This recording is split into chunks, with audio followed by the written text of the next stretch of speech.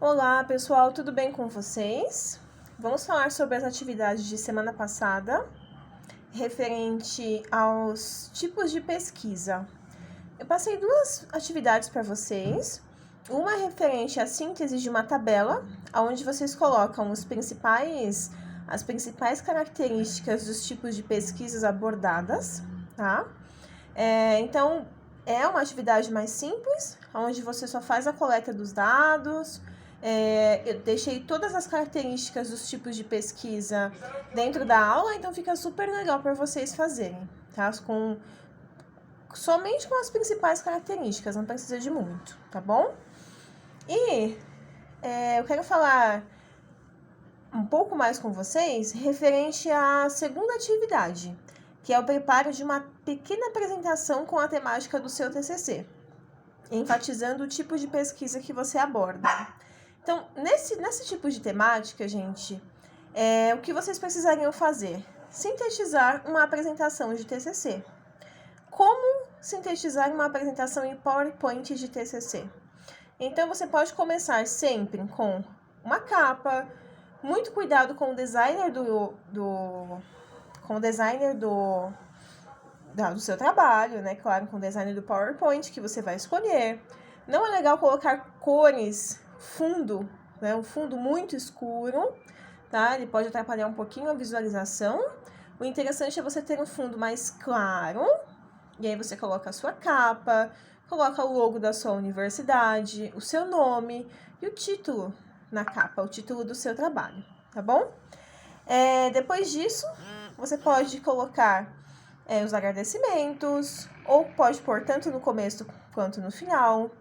Colocar a sua introdução super breve, preferencialmente fazendo algum tipo de organograma, utilizando imagens simples. Você pode até muitas vezes fazer pelo próprio PowerPoint, que é bem interessante.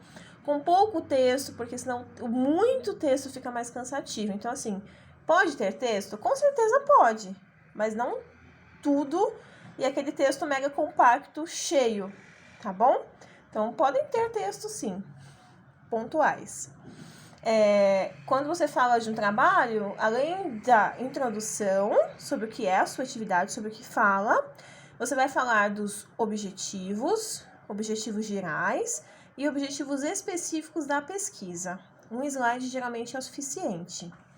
Depois você vai para a sua metodologia de trabalho. É claro que se você faz uma pesquisa descritiva, uma pesquisa no qual você vai fazer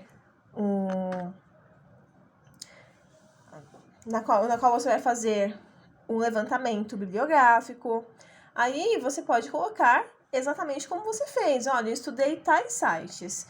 Desses sites eu peguei tantos artigos. Desses artigos eu utilizei esses e excluí esses. É claro, você não precisa pôr no formato de texto. Você pode muito bem colocar, gente, pequenas tabelas, um fluxograma. Você faz um fluxograma super tranquilo, super legal, fica bem bonito, bem bacana. E os slides ficam super leves de ler. E fica mais fácil de explicar também. Depois da introdução, objetivo, materiais e métodos ou metodologia, você vai falar dos resultados que vocês encontraram. E aí você pode descrever no formato de tabela, você pode descrever no formato de gráfico, imagem, do que você achar melhor. Depois disso, dessa metodologia, resultados, você vai para a discussão. E a discussão também não precisa ser no formato de bastante texto, porque o texto você já vai colocar no seu trabalho manuscrito. Então, aqui você pode, muitas vezes, colocar também no formato de fluxograma, colocar algumas palavras-chave, ou colocar mesmo algumas pequenas frases para vocês conseguirem lembrar do que tem que falar, tá bom? Então, falei da introdução, objetivo, método, materiais e métodos, né? Resultados, discussão e conclusões. Então, na discussão, você vai realmente colocar em prova o que você encontrou, quais são os seus achados biográficos E também o que os autores falam sobre esses achados. E o ideal é que você utilize referências que são diferentes daquelas referências utilizadas na introdução, para o seu texto ficar muito mais rico e muito mais produtivo. Bem mais interessante.